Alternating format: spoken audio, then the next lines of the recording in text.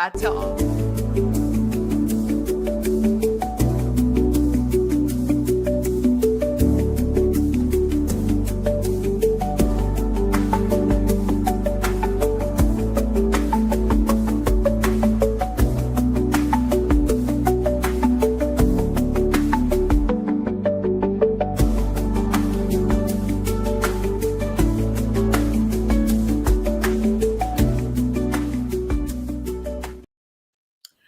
Hello, everyone, and welcome to Unmute Yourself. Thank you so much for joining me. It's been a while since we connected. Thank you for joining this live. Comment, let me know where you're coming from. This is a good one. I'm so glad you came today. Today's episode is Your Role is Not Your Legacy. Discover the leader beyond the title. This is my first guest episode, and I could not have a better guest today. This is one of an extremely special person to me. But before I get to her, let me tell you what I've been noticing over the years. And I've been with my company working about 8 years with leaders and people who lead as far as corporate leadership, as far as entrepreneurial leadership, everything in between. And the theme I've recognized is that not all people are thinking about the long game. What's happening beyond my current moment? Who am I beyond this title? Who am I beyond these accolades? What will I create that is not just right in front of me? And I think that's extremely essential right now, especially in these very uncertain times where we don't know what's going to happen tomorrow. We don't know what will come down and it has to shift every single thing. And in my current coaching conversations, it's been a lot of that. It's been a lot of, okay, I think I want to do this, but I'm not quite sure. And I want to grow. And companies will ask me to support leaders. And then I'll talk to them and I'm like, have we invested in their identity? So I decided today is the best day to have this conversation. And I have the best person to talk to because she has been on all sides of this conversation. Parika Sampson is here. With over 20 years of experience, Parika Sampson is a purpose-driven DEI strategist, executive coach, and thought leader dedicated to building inclusive leadership and transforming workplace cultures. As the former global head of inclusion and diversity at Gilead Sciences, and with past roles at Morgan Stanley and JP Morgan Chase, Parika brings deep expertise across corporate leadership, consulting, and systemic impact. A nationally recognized voice in social impact and equity, Parika serves on the board of the American Heart Association and advises organizations on inclusive strategy, leadership, and stakeholder engagement. Parika is now the founder of Sampson Dearborn, a strategic advisory firm helping organizations build inclusive cultures and lead with equity. Now, listen, I must say, this is a person I've partnered with so many times, and she is one that if she calls, I pick up. Because I know it's going to be something good. If she calls, if she says we're doing this, I'm doing it. So I want everybody listening, get your notebook out, get your pencil out or your pen and pull up your chair and welcome Parika Sampson to our stage. Thank you, Rhonda. Great. You're very welcome. So let's get on into these questions. So throughout this incredible career that you've had, how did you develop and refine your identity as a leader? And were there key moments or experiences that shaped your journey? Sure. So, I'd love to say that I developed my leadership identity by design, and that would not be true. And so it's really through a couple of things, lived experience, intentional exposure, and reflection. So I'm the eldest of 3 children. I am also the eldest of my parents' friends' children. And so early on, expected to make good decisions, be a role model, certainly had a responsibility to be accountable, right, for those who might be following me or emulating my behavior. And then professionally, moving into working during my college years, I was lucky enough to work with this Black woman who was the epitome of executive presence, and she had certainly the expertise and acumen, certainly in the business, and she was well liked. And so my goal was always to be respected, to have great command of the subject, deeply competent, and to be liked. Mm. And then as a volunteer, which I think is, you'll hear this theme for me.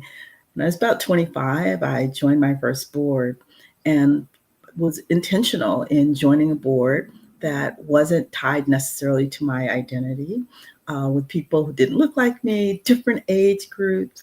And luckily, over the years, I've been mentored by people who did it because they wanted to do it, not because they felt like they had to do it because of some corporate commitment. So, Mm. yeah. I love all of that. First of all, you being the eldest. Mm-hmm. And I work with a lot of eldest daughters, by the way. Eldest daughters, represent in the chat. I know y'all are here because you often are high achieving leaders. I can always see an eldest daughter when I'm there. And that also means that you're the one often to do Mm-hmm. all the things. And so at a very young age, it was instilled in you of like responsibility and leadership. But then Yeah. I'm also hearing that you had mentorship and you had Mm-hmm. this Black woman when you were in college that would just represented everything that, you were like, this is it, she's it. And you were very grateful to have that opportunity. But then at a very young age, because I think 25 is particularly young to be like, I'm going to do a board. I don't think 20, when I was 25, I wasn't even thinking about nobody's board. But you joined a board and it wasn't something that was familiar to you. You didn't have people that looked like you, but there was something in you like, I need to do this. And Right. so there's like a courage and an intention behind what you're doing. There's Mm-hmm. obviously what's instilled in you, and there's mentorship that comes. And the mentorship that comes was like they genuinely care. And I think that's a Right. huge responsibility. Like, not because I'm supposed to mentor you, but like I see you, I'm gonna look out for you. And I think that's Mm-hmm. an incredibly important part that we all need to be a part of that continuum. Yeah, that's, I was in San Francisco, so I just moved to Mm. San Francisco for work. And that's one of the reasons I think early on it was such a great place for me because there were people who were truly intentional about bringing younger people onto boards. And, no one was using the words diversity back then, but they were bringing diverse people onto boards. And so I had a chance to serve on boards with some of the great families in San Francisco.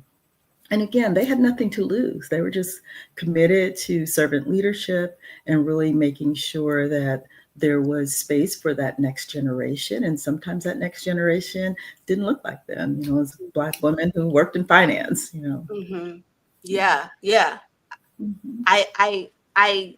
I'm thinking as you say this about just those initial steps that people take to step forward, even if there's not a mandate or a level to do that.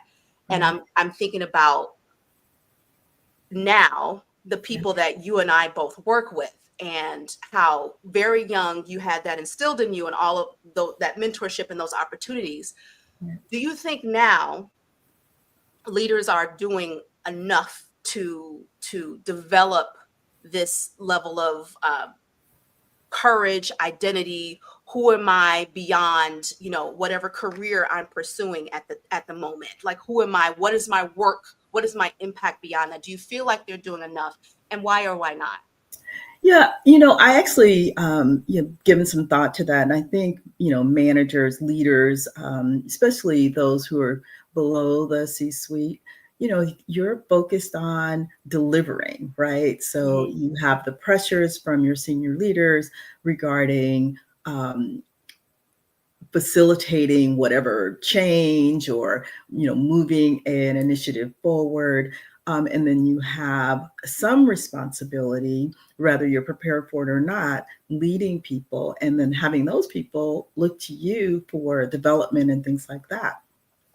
The With that sort of pressure and then whatever your personal or family commitments, sometimes people aren't taking the extra time to volunteer, to spend some time outside of their community, to get exposure to people who, could bring great insight, but they may not run across in their daily lives. And so we see that. I know there have been some big debates in major cities, and San Francisco being one of them, with all the new titans of industry who don't give back nearly as much as those who came before them. So Yeah, yeah. mean, that makes sense. There's a lot of demand on leaders. Mhm. And, Absolutely. when you think about the multifaceted spaces that we exist, you are whatever role you are in your company, and then you whatever role, be it your mother or you're a caregiver or you're the siblings or Mhm. anybody, you have a lot going on.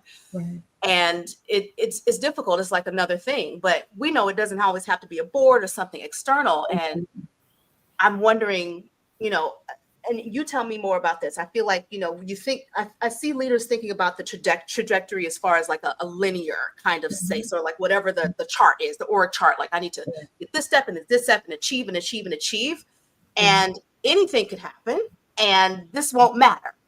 Right. And I think those big mission driven questions that I think we all have to ask ourselves of like, why do I do this work? Right. Not all of us are blessed to be able to do what we love or to have the impact, but like, why does this matter? And so if it's not this role, or if it's a different space in the organization, or if it's not even about the role, but am I making this impact?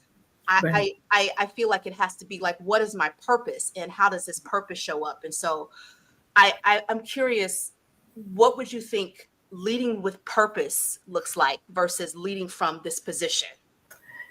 Yeah, so there's something you said, and I don't want to miss it, and because positions come and go, and companies come and go, right? Companies get acquired. I worked for Bank One that was acquired by J.P. Morgan, so the old Bank One isn't Remember there Bank One. anymore. And this one quote that has lived with me for decades it's a Colin Powell quote, and it says, "Never let your ego get so close to your position that when you lose your position, your ego goes with it." Right? So, Ooh. yeah, your job is your job, right? It's a position. It's a place in time. Hopefully, you get something from it. They get something from you, but when it goes away, you who you are, your character is still there. When people play games in corporate America, your character is still there. It's not Mm, tied to your position. And mm, I think that's most critical. Just don't lose yourself in it. mm, Climbing corporate ladder, that's important, and mm, certainly for many people. But do that based on what you can bring and what you can deliver. And that win is based on you and what you do, and it's not predicated on somebody else losing, right? So you don't have to take somebody out to climb the rung. And I think that's a bit of what kind of gets people off their square, right? They're so focused on moving forward and kind of knocking people down along the way. mm, And that's just excess energy. Like, spend some of mm. that energy coaching t-ball and volunteering at the children's museum, whatever. That's all. Yes, yes. Okay, there's so many good things here, and I just have to. So this Colin Powell quote, you're gonna have to repeat it to me because I think we need this in the chat. I don't know if Yeah. y'all heard her. Tell me one more time, Preeka. Yes, never let your ego get so close to your position that when your position goes, your ego goes with it. Never let your ego get so close to your position that when your position goes, your ego goes with it. Yeah. We all need to hear that. And what you're saying with that and everything else is that you cannot, I guess, enmesh your identity with this role. You Right. cannot do that. And Right. it's hard because there's so much pressure for you to achieve and do this. And depending on the culture of the company, Mhm. it may be more or less, but ultimately you are beyond already this. And you Yeah. have to know this, whether Yeah. you're achieving or not, whether you're getting good or got that position or anything a lot. You matter first. And so Right. you need to have a level of clarity. And one of my favorite words, as we all know, intention with Yes. everything you do. So should opportunities arise or not, you already are going to be okay because you Right. already have that compass, that map to go wherever you're going to go. Yeah, Jessica just Absolutely. popped it in the chat. Never let your ego get so close to your position so that when your position goes, your ego goes with it. And Yeah. so what I'm also hearing is that there needs to be a level of balance too. And I Mhm. think I have a couple of great clients who also speak to this of you can be overconsumed that you're not giving to the things that feed you or serve you. And so you're like, coach the T-ball, volunteer, spend time with your family, because that is a bigger part of who you are as well. We're getting a lot of love in the chat for this, by the way, Parika. I'm seeing it. That's great. Yes, a Sporty King uncle says your ego would be your essence gone. Ooh, okay. Yeah. Hey, Sporty. I remember Chicago. Okay, yes. All right. So this is really great. I will want to speak to something that I'm noticing a lot when clients start to work with me, because when they work with me, they want to do a number of things. They're thought leaders who are trying to build their public speaking platform. They're trying to, do direct work. Like, I want to build a keynote. I want to do this or that. Or sometimes they're like, how do I communicate better to be more visible in my organization, to expand? And some of them are minded in the way that we're talking about, where they're like, I know I want to do well at work, but I also want to create this for myself. And I think some people are getting it, but they just don't know the roadmap, or they don't know the pathway. And so I would love to learn why you believe, and I know you speak a lot. Parika is an incredible speaker, everybody, by the way. If you did not know, now you know. Get her before you can. But why do you believe that public speaking is critical for today's leaders, regardless of their industry or their position? Right. So, certainly your reputation in-house, right? So you have to lead up, down, and across your organization. And you're able to do that if you are comfortable in your skin. You can deliver messages that, certainly have impact. They're not, sometimes it's going to be a straight message, the company's going in this direction and this is what, the impact is on the team. But the other side of that is just having the ability to inspire and influence people regardless of your role. And, early on in my career, I had to pitch an idea annually to the senior leaders in the organization. So the CEO, the president, and all of those folks.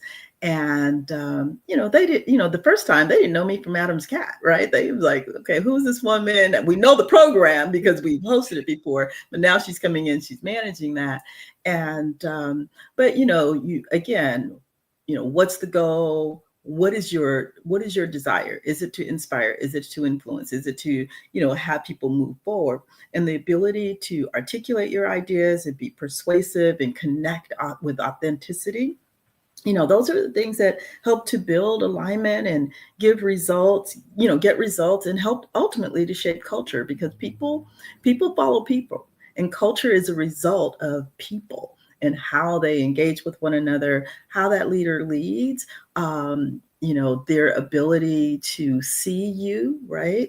I always, joked, especially when I worked in Chicago, and I love working in Chicago, but, you're all that and a bag of chips in the office, right? But when you're walking down LaSalle Street and your colleague does not recognize you, so those are the things you have to, make that connection that carries you from the office, on the street to, a gala or whatever it is. And so you want to make sure that people see you, they believe in you, you have ultimately the gravitas to carry these things off. And so, you can have a lot of words and people won't follow you. So just be mindful of that. Well, everything you said is my kind of carrying on. You already know. But for those who don't know me or don't know, absolutely. And keep in mind, everybody, Parika has been in all of these rooms. And so having to speak to this, a lot of times, this is anxiety for many of some of my emerging leaders, where they have to do these big presentations in front of all these like major leaders as soon as they get into the company. And this is why I'm my soapbox currently is that I don't feel like companies are preparing leaders when they advance to be doing all of this level of communication and speaking and showing up. And then they criticize. They're like, oh, they're not. But I'm like, did you prepare them? Do you know that most of the time these people are going to be doing speaking, but not just planned speeches or the company is going this direction or addresses? It's the day-to-day, because like Parika is saying, people follow people. That's huge. People follow people. And so you are the representation of the organization inside and out of it. And you need to be able to communicate who you are, who the organization is, and be able to connect with people, because that is really what's going to drive the culture forward. And I love the example about you're out here, you all that in the office, but like, if they don't know you, if you're out in the street, if you're out in LaSalle, and for those of you who don't know, that's right by the river. For those of you who know, Chicago River, you know, the one that they dye green and do all that. For those of you who don't know Chicago, but like, if they don't know who you are, then that's a problem. And so it is so much more and than just being able to do this. And I think you mentioned the two words that are very important: impact and influence. Right. And I think we can build that before people even show up to this place. Like, that can be a part of the culture. Wouldn't you agree, Parika? I would. And so one of the phrases I kind of keep close to me is, it's not enough for people to know you, right? For you to know people, they need to know you, who you are, what your philosophy is, then the impact that you can make in their organization, be it, you know, a corporate setting or nonprofit setting. But, you know, again, a lot of people know a lot of people, right? But do those same people know them? Can they speak for them? Can they, you know, advocate for them? Can they vouch for them when an opportunity, you know, is presented? So, yeah. Can you speak to a moment? I know you spoke to that moment where you were with the leadership early on, but is there any moment where you being a strong public speaker has created new opportunities for you in your career or transitioned you to different moments? Yeah, so it's funny because, you know, I thought about that question, and as we moved, you know, from going into the office every day to the beginning of the COVID-19 epidemic, and I'd been invited to speak at the UN on one of my favorite topics, pay equity, and it was their conference on the status of women. I was really excited about that, you know, and it was shut down because we couldn't do it in person. And so I actually had to create a video, and I think it was the very first time I'd created a video to be presented. So you know, obviously you have no audience engagement. This was early on before we had, you know, experiences like this one. But whatever I said, so I created my video, submitted my video, and you couldn't see reaction. But shortly after that speech, you know, 5 minutes, I'm not sure how long it was, about 6 months, 7 months later, a company was doing a search, and they asked me to be placed in that search. They asked the executive recruiter to reach out to me because they saw that speech. And so, you know, what I said and how I delivered it had a great impact on the executive who was in, you know, in the Zoom or whatever you wanted to call it at that time.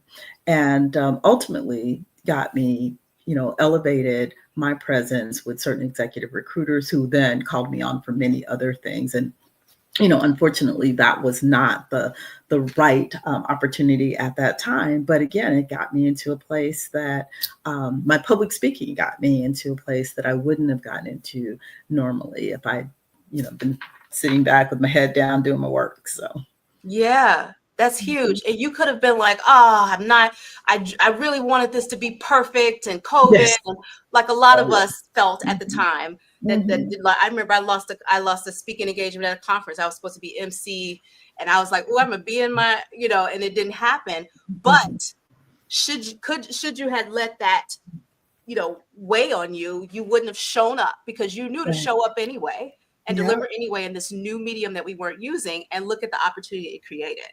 Yep, absolutely. And it's, you know, kind of not only showing up, but how we show up, and even virtually, how it can open doors for us. And I have a former colleague and a dear friend. I remember the very first time we were doing Zoom meetings. And she always laughs because I get dressed for every Zoom meeting, been doing it for 5 years, right? And she cracked me up. She said, and you walk in on Zoom with leather. What's happening? But it's work. It's still work, right? You know, and I always say there's power in your presence. So show up, right? It is still work. Keep those cameras on. Make sure people can see you. But she teases me to this day. I've learned to wear athleisure as well, but Fair. but I show up. Yes, fair, fair. Listen, there's power in your presence is magic. That's it. That's it. And I have seen Parika in the leather and she serves it. And I will say this again. Parika, you know, have not been in the same time zone often, but we will be on a call and I will see her fully put together. And I'm like, isn't it like 8, 7 o'clock? You know, and she done. And look, it is those things. It is, we show up differently when we are prepared, when we are intentional. And so you never know what's coming. And it just doing it for yourself, even like, I want to be in a different place. I want to be in a certain space. So what do I need to do for myself to do that? You know, yes, Erica saying dress to impress, right? Dress, make yourself feel good. You know, Parika and I are giving spring right now. We're giving spring. You know, she's in LA, I'm in Chicago, but we are giving it sunshine. And it changes your energy 100%, 100%. Yeah. Wow. I want to talk a little bit more about public speaking. I could go on and on, obviously, about that, but I think that, you know, thinking about it in terms of what kind of, you know, I don't love the word brand, but let's go with it. But your positioning, if you will, even I think public speaking could benefit you within and outside of the organization. So look, if you want to continue to expand and grow, you being a great public speaker will serve you and serve the organization, because you need to be that ambassador and you can create all of those things. But also, a lot of my clients, I'm saying that are trying to shift to create a thought leadership platform. They're often, you know, that where do I start space. And so that's often where I come in. I'm like, yes, but I feel like then I ask more questions and I'm like, well, your company just sent you out to such and such. Did you post that on your LinkedIn? Oh, no. Why not? But you just sat on this panel with such and such and such, or you just, do you have that? Do you write that you're a speaker in your bio? Well, no, because they're compartmentalizing and thinking, well, like this is a part of work and this is, I said, no, it doesn't have to be. Are you doing your full thing? Are you fully committed? Is this a part of your mission as well? Yes. So then share that. And I think like that bridge is what's really difficult for some people, because they just have, you know, for probably good reasons, have separated.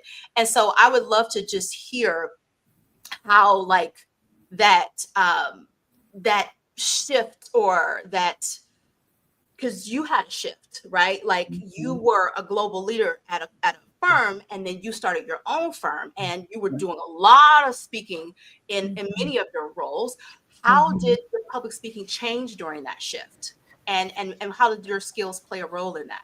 Yeah, so you know, it's interesting because when you leave a major brand, and you know, if you're thoughtful, you know that people are calling you because you're a part of that brand, right? And so, you know, in the last couple of companies, you're getting speaking engagements, you might speak, you know, 2,000 times or more a year, right? And partly it's because you're a part of that brand. And when I left my corporate role, one of the things that concerned me is I actually had a half dozen speaking engagements left for the year. And I felt a responsibility to, one, call these folks and say, hey, I'm no longer at XYZ anymore. Can I recommend one of my colleagues to, you know, take my spot? And not one conference organizer canceled. They said, we invited you, not your company. You know, you're the thought leader. That's why we chose you. And so it actually just kind of stopped me in my tracks and affirmed, hey, you are who you are. And you were that person before you joined that company. And you're certainly going to be, stronger because of that. And so taking that in and receiving it for what it was really, it changed a lot for me and reminded me that, you know, all those things that we bring into a company and those things that the reasons they hired us, right, is because you are all that, right? You can make an impact. And when you leave, that doesn't go away. And it goes back to the Colin Powell thing. It's like, don't let your ego get tied to that position. And you are all of those things no matter what. And so, again, very affirming that, lead authentically, tie your intentions to goals that truly are aligned with your personal values. I think that shows up. And just being authentically who you are, bringing the power and passion that you would have brought into a corporate space into your new space. And I know for one thing, as long as I've known Rhonda, I've engaged her to work with employees at my firms. But I had not worked with her directly. And so when I left my corporate space, I had to stop and say, hey, you're no longer representing this corporation. You have to have your authentic voice elevated as an entrepreneur and, consultant and such. And so I engaged Rhonda specifically to remind me of who I was and what I could bring forward, and then how to be sort of company agnostic and bring those messages forward. So, and I'm so honored that you trusted me with that part of your journey always. Yeah. But yeah, I mean, again, so much. I hope you all are taking notes, because I think this is there are levels to this journey that I think people can start to take action on now. And so while you're with these firms, you're having to speak multiple times, especially with the last one. Like, you were busy. And you had this opportunity, like when you left the firm, you had these set multiple engagements. I remember us talking about this, these multiple engagements, and you were like, look, that's not attached to my title anymore. And they were like, we don't care. We want you, because it was always you. Okay, everybody, it's always you. Okay, I want you to know that it's always you. And you need to know that regardless of whatever shenanigans are going on, that your impact will be there beyond whatever's happening if you're doing the work. Right. Okay, because Parika did the work. The thread continued to stay regardless of where she was or what she was doing. And don't get mad. But so I've been to a couple of events with Parika, and I will tell you, when I go with Parika, it's like being with a celebrity. Don't get mad.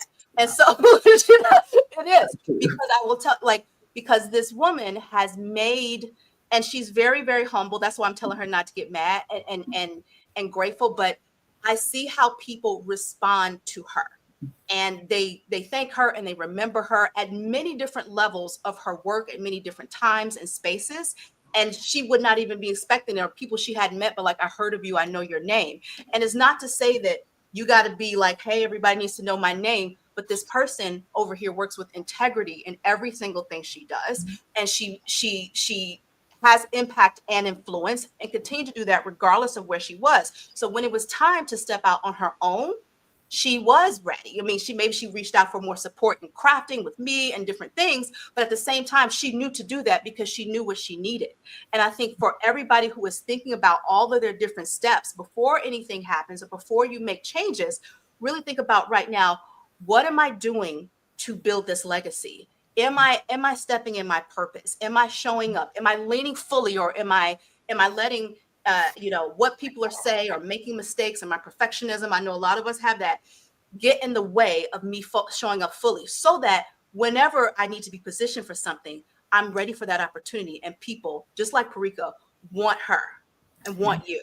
That's really what it is. So I love that you shared that with us, and I'm really, really excited for this leg of your journey. Yeah, thank you. And I think about it, because I've worked with people who, I'm an introvert. I don't want to do that. And I always say, even for introverts, cultivate intentional visibility, right? And so you have to pull it up. Like, sometimes you just gotta, whatever your song is, whatever your thing is, pull it out and step into that spotlight when it matters, right? You know, you don't need to show up for everything, but when it matters, I promise you, it will accelerate your leadership growth. It'll accelerate, you know, your visibility in your field or whatever your area of expertise is. And it's not self-promotion, right? I used to always say, oh, you know, shameless self-promoter, right? But no, it's about ensuring that your voice and ideas are heard, that your values are being included in conversations that matter. You know, obviously, sometimes you're representing people who aren't in the room. Mhm. And so, you know, that's important. And then, you know, visibility done with intention and authenticity is powerful. Mhm. So use it. Mm. Thank you for saying that.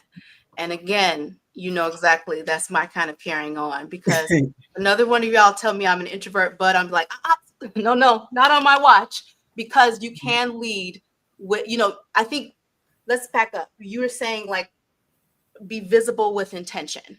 And I Yes. think when you're intention focused, it's not about you at all. And this is the first thing I tell people, like, the focus is the audience, the focus is connection. It's not about you doing a good job, not Right. about promotion. And I know we're told we got to battle the different things we're told about promotion and showiness, and, you know, from our Yeah. different communities that we come from. Mhm. But at the Mhm. same time, if you're intentional and it's about impact and it's about others, Mhm. then how can your visibility align with that Right. intention? How can your visibility, and if the opportunity comes, you say yes. Yes. Yeah. I had some person tell me, like, I said, are there opportunities to speak at your organization? Yeah. Do you say you want to do it? No. Well, why not? You know, like, I can, Mhm. but Mhm. it's those little steps of, Yeah. like, there's something in front of you. You can Yeah. take that step. It's Yeah. okay. It's okay. Step Yeah. by step by step. Oh, pretty good. I want to talk to you forever, but I know I can't hold you too long. Yeah. Well, we might have to do a part two, but I want to ask, if you could go back, give your Mhm. past self, pick whatever past self you want, you passed several, one piece of advice about visibility or public speaking or leadership, what would be that advice? Yeah, you know, I think one of the things that really, you know, I'm reminded of is, you know, when we think about, especially as women, um, you know, how far women have come, right? And so you think about those relatives of yours who may have entered the workforce before 1970. I just go to that. You know, they entered a workforce where they still couldn't get a credit card, they still couldn't buy a house. And so we're standing on the shoulders of those folks. We're in rooms where they couldn't be. And we have a responsibility to them to honor their legacy, honor their work. And so I do kind of walk with that in mind, recognizing that, you know, essentially we're almost the first generation, maybe second, but first generation where we're able to do these things. So, you know, hey, stand tall, don't shrink. That was one of those things, you know, it's like, oh, I don't want to take up too much space. No, stand tall, don't shrink, use your voice, you know, share your perspective. Your perspective could change the way a product is designed or delivered in the marketplace, way a patient is cared for or therapy is developed. So let people see and hear you. Don't shrink. That's really Mm, it. Yeah. don't shrink. Don't shrink. Mhm. Yeah. I hope you all have taken all of these notes. I'm just speaking to a couple of comments. Erica saying Freaka leads with impact and cares. Erica mentioned about perfection paralysis. Absolutely. And Sporty King is saying intention is an internal mission. Go in and win. Yeah. Yes. Yeah. Yeah. Rika, this has been a blast. We're going to talk again and Thank again and you. again. But I have one final question. What is your personal theme song? So we were joking a little earlier because my music taste goes all over the place. So um, I was gonna say "Racks in the Middle" by Nipsey Hussle because you know I got to hustle and motivate because I'm an entrepreneur now. But my you know go to theme song has been for a long time. You gotta be.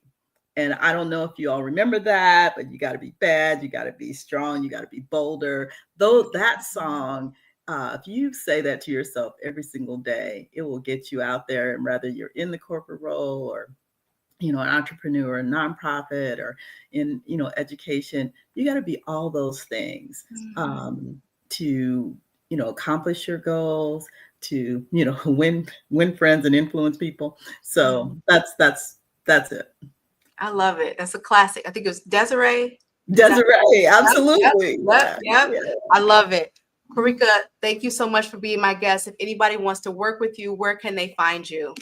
So you can reach me at samsondearborn.com. There's email is Parika at samsondearborn. So I'm pretty straightforward. And of course on LinkedIn. Wonderful. Well, we just dropped that in the chat. Please connect with Parika. So grateful to you for everything. Thank you for just being a part of my journey and my life. And we will be in touch soon. Thanks everybody for joining. Thank you. Take care. Bye-bye. Bye.